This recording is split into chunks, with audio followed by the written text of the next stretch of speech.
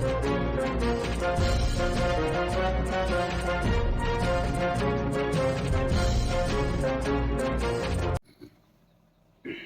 हिंद दोस्तों, मैं हूं आपका दोस्त अल्फा शेरा और एक बार फिर से आप सभी का वेलकम करता हूं आपके अपने ही चैनल पे। दोस्तों, आज इस वीडियो में आपसे बात करूंगा भारतीय सेना के अंदर आरटीजीएसओ यानी कि धर्मगुरु भर्ती 2026-27 के बारे में। सही एजुकेशन, क्वालिफिकेशन और उसके बाद आप लोगों को क्या क्या डॉक्यूमेंट चाहिए होंगे जब आप भर्ती रैली में जाएंगे। फेज 2 में जब आपका फिजिकल होगा तो उसी समय दोस्तों क्या है, आपका डॉक्यूमेंट चेक होगा। तो आपने क्या क्या डॉक्यूमेंट वहां पे लेके जाने हैं, क्या क्या आपने बनवा के अभी रख लेने हैं, ठीक है ना। तो इसलिए जब आप वहां पे जाएंगे तो आपको वहां पे कोई भी दिक्कत नहीं होगी। कॉमन एंट्रेंस एग्जाम का रिजल्ट क्या है, बहुत जल्द आपका आने वाला है। और वीडियो के लास्ट में इस साल जो इंटरव्यू हुआ था 2026 में, तो उस इंटरव्यू में एक क्वेश्चन बहुत ज्यादा कैंडिडेट से पूछा गया था कि अपने परिवार के बारे में 5 बुरी बातें बताइए। तो आप में से ही एक उम्मीदवार ने मुझे ये क्वेश्चन भेजा था, तो इस क्वेश्चन पर हम वीडियो के लास्ट में चर्चा करेंगे, ठीक है। तो साथियों, सबसे पहले क्या है, बात करते हैं भारतीय सेना के अंदर धर्मगुरु भर्ती के लिए सही एजुकेशन क्या है। क्योंकि एजुकेशन को लेकर क्या है, अब भी बहुत सारे उम्मीदवार हैं जिन्होंने फॉर्म भरा है, ये जो अगले साल भरना चाहते हैं उनके मन में डाउट है।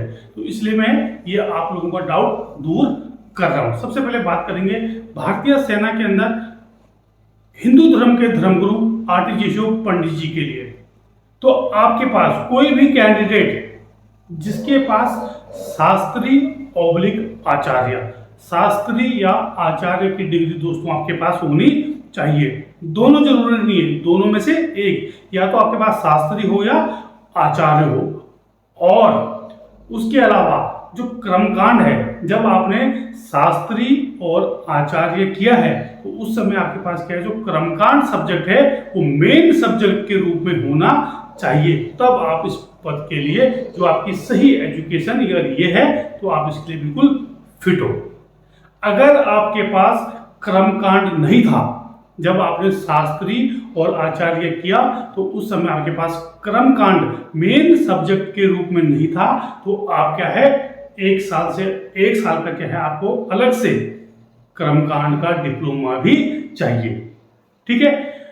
ये जितनी भी डिग्रियां हैं, ये जो अंडर यूजीसी होना चाहिए, मान्यता प्राप्त, यानी कि कहीं से भी कर लिया उसकी मान्यता ही नहीं है, ठीक है ना। बहुत सारे उम्मीदवार करते हैं जल्दबाजी में, कहीं किसी को पैसा पकड़ा दिया, मुझे डिग्री दे दो बस, तो चेक कर लेना है, ठीक है ना।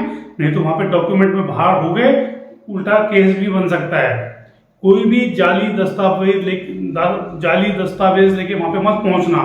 अगर पकड़े गए तो भर्ती तो रद्द होगी, साथ में प्रसाद भी मिलेगा, ठीक है ना। तो ऐसी कार्रवाई मत करना। उसके बाद करते हैं मुस्लिम धर्म के धर्मगुरु आरटीजीएसओ मौलवी जी के बारे में, ठीक है। मौलवी जी के बारे में दोस्तों, कोई भी कैंडिडेट जिसके पास स्नातक की डिग्री हो, ठीक है, उसके अलावा उसके पास क्या है, आलिमिन अरेबिक, अदीब माहिर या फिर उर्दू माहिर इन उर्दू, इन तीनों में से क्या है, उसके पास एक डिग्री, एक डिप्लोमा होना चाहिए, ठीक है।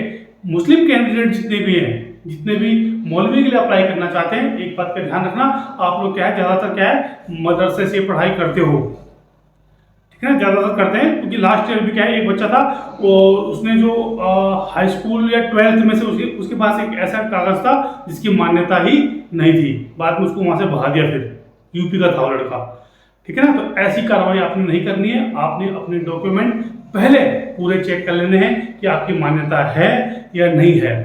किसी कॉलेज से, किसी स्कूल से आपने किया हुआ है तो उसकी मान्यता पहले चेक कर लेनी है। आजकल नेट पे पूरा उपलब्ध है, वहां से आप देख सकते हैं। तो अंडर यूजीसी होना चाहिए। जो मुस्लिम कैंडिडेट है उनको सबसे ज्यादा दिक्कत इसमें आती है, क्योंकि आप लोगों की पढ़ाई क्या है, ज्यादातर मदरसे से होती है, ठीक है। तो मुस्लिम जो कैंडिडेट है मौलवी के लिए ये आपकी सही एजुकेशन है। उसके बाद दोस्तों, सिख धर्म के धर्मगुरु, ईसाई धर्म के धर्मगुरु और बुद्धिस्ट जो धर्म है उसके धर्मगुरु, इनके लिए क्या है, सभी के लिए क्या है, स्नातक पास है। और सिख धर्म के धर्म गुरु के पास पाई जी की, ईसाई धर्म के धर्मगुरु के लिए पास्टर जी, और बुद्ध धर्म के धर्म गुरु के लिए क्या है, बुद्धिस्ट की जो है उनके पास मान्यता होनी चाहिए। जो उनके लोकल जो संस्था होती है, जो मान लीजिए पास्टर की जो कम्युनिटी है, या फिर जो उनका जो चर्च होता है ना, जो उनकी कम्युनिटी होती है उस एरिया में, उसके द्वारा क्या है, उनको पास्टर की उपाधि होनी चाहिए। और वैसे ही बुद्धिस्ट का सेम है। ठीक है, तो अगर आपके पास ये एजुकेशन क्वालिफिकेशन है तो आप इसके लिए बिल्कुल फिट हो, आप इसके लिए आवेदन कर सकते हो। अब बात करते हैं दोस्तों फेज 2, जब आपका रिजल्ट आएगा उसके बाद फेज 2 में जाने के लिए आपको क्या क्या डॉक्यूमेंट चाहिए। सबसे पहले हो गया दोस्तों आपका एडमिट कार्ड। एडमिट कार्ड आपका आएगा, पहले रिजल्ट आएगा, उसके बाद जब डेट आ जाएगी उसके बाद क्या है, आप लोगों को एडमिट कार्ड भेजे जाएंगे आपके ईमेल एड्रेस पर। ठीक है, उसके बाद हो गया दोस्तों फोटो आप लोग बनवा के रख लेना। जैसे ही आप लोगों का रिजल्ट आएगा कॉमन एंट्रेंस एग्जाम का, उसके बाद आप लोग फोटो खिंचवा लेना। ये नहीं कि किसी झटपट वाले के पास गया और वहां फोटो खिंचा ली 50 रुपए में 50, नहीं, फोटोग्राफर के पास जाना, अच्छी फोटो खिंचवाना, जिसका बैकग्राउंड, जिसके पीछे सफेद बैकग्राउंड होना चाहिए फोटो का, बिल्कुल साफ फोटो। ठीक है ना, उसमें कोई टोपी नहीं होनी चाहिए, है ना, आपकी दाढ़ी वगैरह नहीं होनी चाहिए। जो सिख कैंडिडेट है उसको छोड़ के बिल्कुल नीट एंड क्लीन आपने फोटो खिंचवा के रखनी है। कितनी फोटो, 20। ठीक है ना, 20 तो वैसे लिखा है, लेकिन थोड़ा ज्यादा खिंचवा के रख लेना, आप 30 तक खिंचवा के अपने पास रख लेना, पासपोर्ट साइज की फोटो अच्छे फोटोग्राफर से। ठीक है, उसके बाद हो गया आपका एजुकेशन सर्टिफिकेट। जितने भी आपके एजुकेशन के सर्टिफिकेट हैं, मार्कशीट हैं, सभी आपने वहां पे लेके जानी है। आपका हाई स्कूल, आपका 12, आपका शास्त्री, आपका आचार्य, आपका आलिम अरबिक, अदीब माहिर, उर्दू माहिर उर्दू, पाई जी की, पास्टर जी की, है ना, आपके स्नातक के जो भी आपके पास डिग्री है वो सभी आपने वहां पे लेके पहुंचने हैं। ओरिजिनल, और ओरिजिनल के साथ सभी की क्या है, 2-2, 3-3 फोटो कॉपी भी करवा के वहां पे लेके जाना। ठीक है, उसके बाद हो गया आपका निवास प्रमाण पत्र, डोमिसाइल, है ना, जो भी आपका निवास प्रमाण पत्र है उसकी ओरिजिनल कॉपी लेके वहां पे आपने पहुंचना है। उसके बाद आपका कास्ट सर्टिफिकेट, ठीक है, कास्ट सर्टिफिकेट आपने वहां पे लेके जाना है। उसके बाद हो गया आपका चरित्र प्रमाण पत्र। चरित्र प्रमाण पत्र दोस्तों आपके कॉलेज का।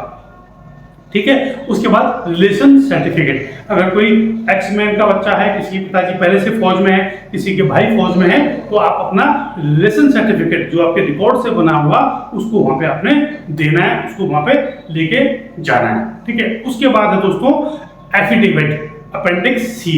एक जो नोटिफिकेशन आया था उसके नीचे ही एक अपेंडिक्स सी दिया हुआ है ना, तो वो आपने क्या है 10 रुपए के स्टाम्प पेपर में बनवा के आपने लेके जाना है। वो कैसे बनाना है, आपने जो आपके नीचे आपके बगल में कोई अगल बगल कोई तहसील है वहां पे जाना है, वहां पे वकील होते हैं, नोटरी वाले होते हैं, उनको आपने वो फॉर्मेट दिखा देना है, उसका प्रिंट आउट करके ले जाना, या फोन में भी लेके जा सकते हो, तो उसको दिखा देना कि सर ऐसे ऐसे है, ये भर्ती आपने इसको 10 रुपए के स्टाम्प पेपर में बना दो। ठीक है ना, तो वो बना देगा और उसमें अपनी स्टैंप लगा के आपको दे देगा। अपेंडिक्स सी पक्का लेके जाना। ठीक है ना, जितने भी उम्मीदवार फेज 2 में जाते हैं तो उस फॉर्म को पक्का जो फिल करके आप पहले उसको भरवा लेना, फिर उसको फिल कर देना। जो भी आपका उसमें डाटा है, आपका डाटा आएगा, उसमें आपका एड्रेस आएगा, आपके पिताजी का नाम आएगा, आप कहाँ कहाँ रहे वो एड्रेस आएगा, आपकी एजुकेशन क्वालिफिकेशन आएगी, पूरा उसको भर के फिर आपने क्या उसको नोटरी से साइन करवाना है। नोटरी उसको खुद टाइप करेगा, आपने फॉर्मेट उसको बस दिखाना है, उसमें आपकी एक फोटो भी लगेगी। सिर्फ आपने उसको ये फॉर्म दिखाना है जो कि नोटिफिकेशन के सबसे लास्ट में दिया हुआ है, अपेंडिक्स सी करके। तो आपने वहां पे जाना है नोटरी में, उसको दिखाना है, वो अपने आप उसको क्या है अपने जो 10 रुपए का स्टाम्प पेपर है उसको वो टाइप करके और नीचे स्टैंप लगा के आपको दे देगा। ठीक है, अपेंडिक्स सी आपका रेडी हो गया। उसके बाद हो गया दोस्तों आपका पैन कार्ड और आपका आधार कार्ड। ठीक है, उसके बाद हो गया आपका पुलिस कैरेक्टर सर्टिफिकेट भी आपने लेके वहां पे जाना है। ठीक है ना, जो आपको पुलिस वेरिफिकेशन इसको बोलते हैं, पुलिस कैरेक्टर सर्टिफिकेट, वो भी आपने लेके जाना है। उसके बाद हो गया आपका सरपंच। आपका सरपंच या फिर जो आप अगर आप नगर निगम के अंदर आते हैं तो जो आपका वार्ड मेंबर होता है उससे आपका रेजिडेंस प्रूफ, नागरिकता प्रमाण पत्र एक लेटर हेड पे बना के दे देता है, जिसमें वो आपका नाम लिखेगा, आपके पिताजी का नाम लिखेगा और आपका एड्रेस लिखेगा और लिख के यह इतने साल से यहाँ के निवासी हैं या यहाँ पे ये निवास कर रहे हैं। बस इतने से आपके क्या है डॉक्यूमेंट हैं, और इन डॉक्यूमेंटों को दोस्तों आपने वहाँ पे लेके पहुँचना है फेज 2 में। कि जब आपका फिजिकल होगा, आपका मेडिकल, उससे पहले ही आपका ये डॉक्यूमेंट, फिजिकल के बाद ही आपका क्या है डॉक्यूमेंट चेक हो जाता है। सपोज किसी अवस्था में किसी कारणवश आप कोई डॉक्यूमेंट दिखाने में वहाँ पे असमर्थ हो जाते हैं, तो वहाँ पे आपको टाइम भी प्रोवाइड कराते हैं 10 दिन का, 1 हफ्ते का, कि आप इस डॉक्यूमेंट को वहाँ पे अपनी ERO में सबमिट करवा देना, ठीक है। लेकिन 10 दिन बाद करवा देना है, नहीं तो फिर वो आपको बुलाएगा नहीं, है ना। तो थोड़ा टाइम भी मिल जाता है।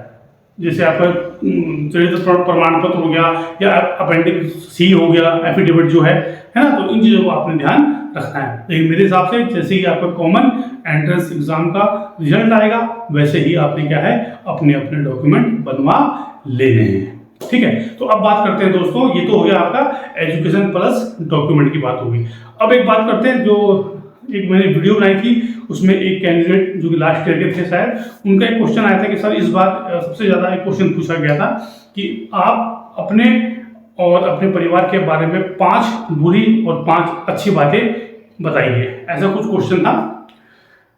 तो मैं आपको बता दूं दोस्तों कि वैसे आपने कमेंट करना है, ठीक है। इस क्वेश्चन का आंसर आप क्या सोचते हैं, आप क्या सोचते हैं, तो आपने कमेंट करना है। तो मैं आपको बताता हूँ दोस्तों कि क्या है, आप अपनी कमियां वहां पे बता सकते हैं कि मेरे अंदर ये कमी है, लेकिन आप अपने परिवार की अगर वहां पे कमियां गिनाते हैं, मान लीजिए 4 लोग या 5 लोग आपका इंटरव्यू ले रहे हैं और आप अपने परिवार की वहां पे अगर कमी गिनाते हैं, तो एक तरह से मेरे हिसाब से वो क्या है आपका एक नेगेटिव, नकारात्मक वहां पे क्या प्रभाव डालता है।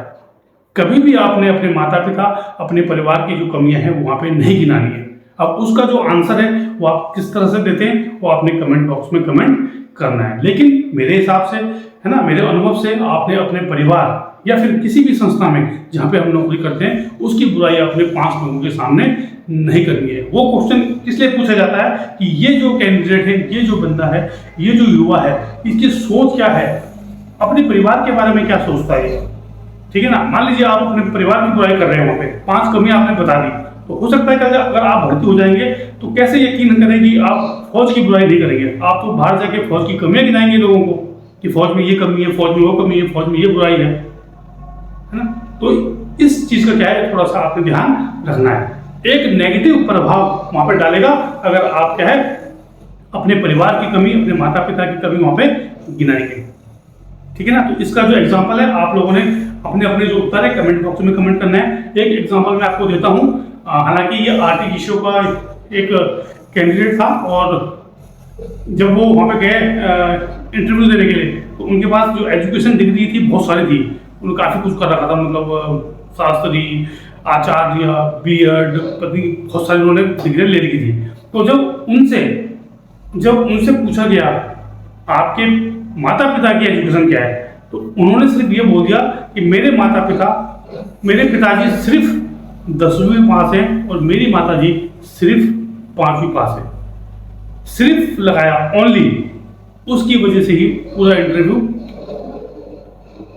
क्रॉस हो गया। उस कैंडिडेट ने अपने माता पिता की एजुकेशन के आगे सिर्फ लगा दिया कि मेरे पिताजी केवल या सिर्फ 10वीं पास पढ़े हैं, 10वीं पढ़े हैं और मेरी माताजी सिर्फ 5वीं क्लास पढ़ी है। उसके कारण बहुत ही क्वालिफाइड बंदा था, बहुत ही एजुकेटेड, बहुत ही धर्म का ज्ञाता, अपने हिंदू धर्म के साथ मुस्लिम धर्म, सिख धर्म, ईसाई धर्म सभी का एक तरह से क्या है नॉलेज था बहुत ज़्यादा डीपली। लेकिन इस गलती या फिर इस ओवर उसके कारण क्या है वो बंदा बाहर हो गया। जो इंसान अपने माता पिता की मतलब इज्जत नहीं कर सकता, जो अपने एक जिस संस्था में या जिस परिवार में हम रहते हैं हम उसकी इज्जत नहीं करते, तो हम कैसे यकीन करेंगे कि आप देश के प्रति वफादार होंगे। जब आप अपने माता पिता के प्रति वफादार नहीं हैं, आपको शर्म आ रही, मतलब उस बंदे को केवल लगा रहा है, मतलब वो प्राउड होता है कि यार मेरे पिताजी 10वीं पास पढ़े हैं और उन्हीं के कारण मैं आज इतना पढ़ पाया हूँ। तो वो आपके लिए प्राउड का विषय है, एक गर्व का विषय है। चाहे आपके पिता मजदूरी करते, चाहे वो खेती है करते हैं, चाहे वो किसान हैं, है ना, चाहे वो अनपढ़ हैं, लेकिन उन्होंने आपको जन्म दिया है, आपकी परवरिश की है, आपको इतना बड़ा किया है, इस लायक बनाया है कि आप 5 लोगों के सामने बैठे हैं। तो वो हमेशा आपके लिए प्राउड का विषय होना चाहिए, आपके लिए प्राउड होना चाहिए, आपको प्राउड होना चाहिए अपने माता पिता पे, अपने परिवार पे। तो इन चीज़ों का दोस्तों आपने ध्यान रखना है। क्या जो आप बोलोगे उस चीज़ का नेगेटिव प्रभाव वहाँ पे नहीं पड़ना चाहिए। तो ये जो परिवार वाला क्वेश्चन है, आप सभी अपनी अपनी राय कमेंट बॉक्स में जरूर कमेंट करना, और आगे फिर हम इस पर डिटेल में चर्चा करेंगे। और नेक्स्ट वीडियो में मैं आपके लिए लेके आऊँगा आरटीजी शो हिंदू पंडित जी के लिए कम से कम 50 इंटरव्यू के क्वेश्चन। मैं आपके लिए क्वेश्चन तैयार कर रहा हूँ, मैं क्वेश्चन बोलूंगा और आपने उन सभी के आंसर क्या है कमेंट बॉक्स में कमेंट करने हैं। तो साथियों, ये थी आज की वीडियो, और बने रहें चैनल के साथ। भारतीय सेनाओं और सीएपीएफ से संबंधित सभी प्रकार की जानकारी के लिए चैनल को शेयर, लाइक और सब्सक्राइब करना ना भूलें। जय हिंद, जय भारत, वंदे मातरम।